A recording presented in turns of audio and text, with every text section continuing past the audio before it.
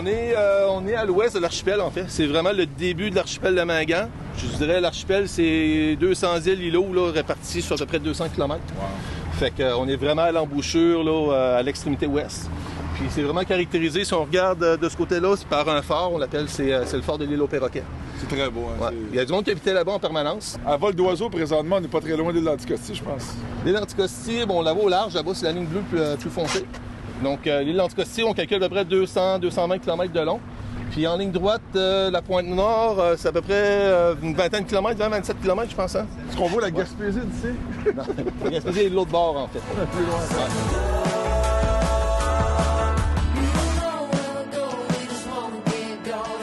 Présentement, en fin de parcours pour l'expédition 51, tout un périple. Et là, on se trouve présentement dans l'archipel de Mingan. Et j'ai rencontré un motocycliste double usage, moto-aventure. Bobby, comment ça va? Ça va bien, merci. Yes, merci de me recevoir. C'est magnifique. Ça me fait plaisir. Est-ce que tu peux nous dire où on se trouve présentement? Présentement, on est à l'île aux Perroquets. Oui. C'est à l'extrémité ouest de l'archipel de Mingan. C'est un des joyaux, en fait, de l'archipel. C'est une île qui est, comme on voit, qui est habitée par un phare. Anciennement, il y avait des familles qui habitaient ici, comme gardiens de phare. Et puis aujourd'hui, ça a été converti en lieu touristique pour Parc Canada, mais également comme lieu de villégiature, habitation. Donc, il y a une auberge ici, on peut venir avec la famille, les petits-enfants. Oui. C'est vraiment magnifique. Bien, c'est extraordinaire. On peut faire la route, c'est super facile d'accès.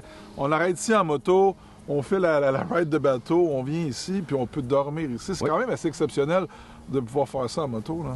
La Minganie, en général, c'est un territoire qui est très ouvert. Si vous venez faire de la moto dans la région, on peut arrêter. Faites le détour, embarquez dans le bateau, venez voir l'archipel, c'est vraiment magnifique. Et puis la route, je veux dire, c'est parfait. Pour un gars de moto-aventure comme toi, là, c'est quand même... La route de la Côte-Nord, dans son ensemble, est magnifique. Oui. Fait qu'il y a quelqu'un qui aime la moto, les virages, les vues panoramiques, c'est hallucinant. Puis quelqu'un qui a le double usage, il fait la 138, mais également... L'arrière-pays, il y a des EC qu'on peut faire dans le coin de secteur, par exemple, de Port-Cartier. On peut faire 150, 160 km dans le boucle, c'est vraiment magnifique. Ici, on peut ouvrir le terrain en arrière, on peut aller faire du cross, on peut aller faire de l'enduro. Il y a des chemins qui sont très, très ouverts. Oui. Il y a moyen de s'amuser comme il faut. Ouais. Pour moi, c'est une découverte, la Côte-Nord. Mais là, de venir ici puis de le vivre, là, tu comprends. Tu exact. OK, il y a vraiment quelque chose d'intéressant ici qui est méconnu, je pense. Il faut prendre le temps de s'arrêter, hein, parce que, tu sais, souvent en moto de route, ce que j'aime du hors-route, en fait, c'est qu'on est capable de sortir un peu des sentiers battus. Donc, on est capable de s'arrêter. OK, il y a un chemin, il faut faire un petit tour, puis il y a des perles un peu partout. Là. Fait qu'il y a des belles rivières hallucinantes, des rivières à saumon, des cascades, etc.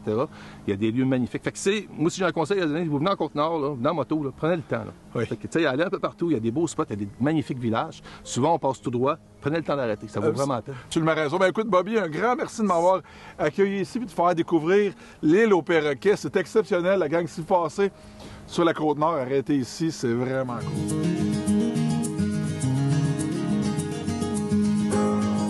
Chassim. On est où, là? Là, on était à Macpail, un beau petit village pittoresque. En fait, je disais à Ben, on était sur la route tantôt en direction de Rivière-Tonnerre. Je dis, bien, on va faire un petit détour. Fait qu'on a passé dans le village, sur le bord. Puis, à un moment donné, écoute, derrière la moto commençait à danser. J'ai dit, bah, c'est pas vrai, je vais le faire en flat. Ouais, bizarre, hein? Ouais. Il reste deux. Ouais, il fait qu'on faut préparer, mais il n'y a pas grand.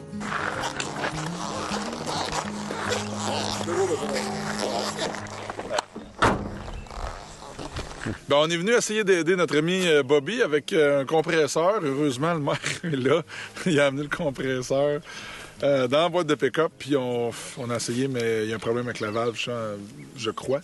Le pneu ne garde pas son air. Fait que là, malheureusement, il faut laisser la moto ici.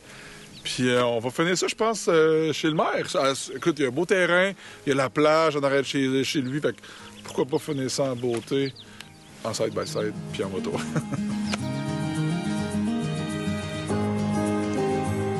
Et évidemment, on ne peut pas parler d'expédition sans parler de problèmes mécaniques. Ce qui est arrivé à notre ami Bobby. Crevaison, Bobby, sur la BMW. Des choses qui arrivent, hein? C'est des choses qui arrivent, absolument. Donc, tu as fini la ride en arrière de moi. Oui, ça fait 31 ans que je fais de la moto. Je pense, de mémoire, c'est la première fois que j'embarque derrière. Donc, exactement. c'est ça. Mais là, c'est pas grave parce qu'on est arrêté dans un beau village relais, Rivière-au-Tonnerre, et on a le maire de Rivière-au-Tonnerre qui est avec nous, M. Jacques Bernier. Comment allez-vous? Bonjour, ça va bien. Très bien, merci de l'accueil. Premièrement, très beau village. Est-ce que vous pouvez nous dire géographiquement, on se trouve où présentement? Géographiquement, là, on est entre Saint-Pierre et Sept-Îles, OK. qui donne à peu près 110 km. OK. Et parlez-moi du village, là, ici. Qu'est-ce qui se passe, là? Les gens, qu'est-ce qu'ils font ici, là? Ici, là, c'est un village de pêcheurs. OK. C'est du mois d'avril jusqu'au mois de juillet, là, il y a de la pêche au crabe. OK. Après ça, vu qu'on est un village relais, bien là, c'est le touriste qui arrive. Comme vous voyez, on a une église qui est très achalandée l'été. Comme vous voyez, les plages, les plus belles plages de la Côte-Nord. Évidemment, ils sont ici. Oui, c'est ça. Bon, étant village relais ici à Rivière-au-Tonnerre, est-ce que ça amène plus de développement économique? Est-ce que ça amène plus de gens?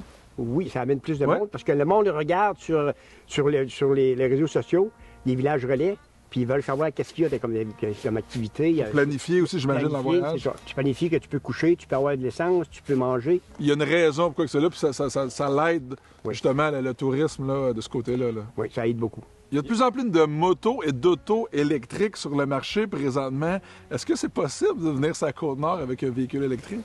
Oui. Ouais. Chaque village a une borne électrique. Ici, on a deux. Hydro-Québec avait installé une, puis ils ont trouvé qu'il y avait beaucoup d'achalandage, fait qu'ils ont décidé d'installer une deuxième. Fait qu'on en a deux ici. Ben Bobby, un gros merci de m'avoir fait rencontrer un autre motocycliste, le maire de Rivière-au-Tonnerre. Ça me fait plaisir. Moi, j'ai une question pour vous. Avez-vous un compresseur? Oui, j'en ai deux même.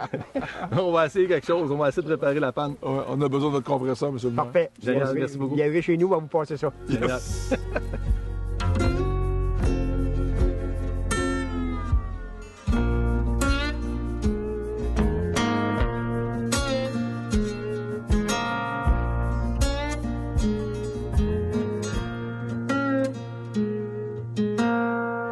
C'est ça la beauté des voyages, tu sais, puis de l'aventure. Là, on ne sait pas ce qui nous attend. Puis c'est notre dernière journée en plus de tournage. Aujourd'hui, on va on va l'avoir facile, on va faire des belles images. Paf, bris mécanique tu sais, avec Bobby, puis là, on se ramasse chez le maire. Tu sais, c'est incroyable. C'est ça que je me rends compte dans sa Côte-Nord, particulièrement, les maires. C'est des amateurs de... Ben du monde ont besoin d'un VTT ou d'une moto, peu importe, pour travailler, des trucs comme ça, d'un véhicule motorisé, tu sais, quelconque, peu importe quel modèle, tu sais. Fait que ça fait que on a des maires comme ça qui font de la moto puis qui se ramassent à rider avec nous autres, puis là, dans ce cas-là, nous aider.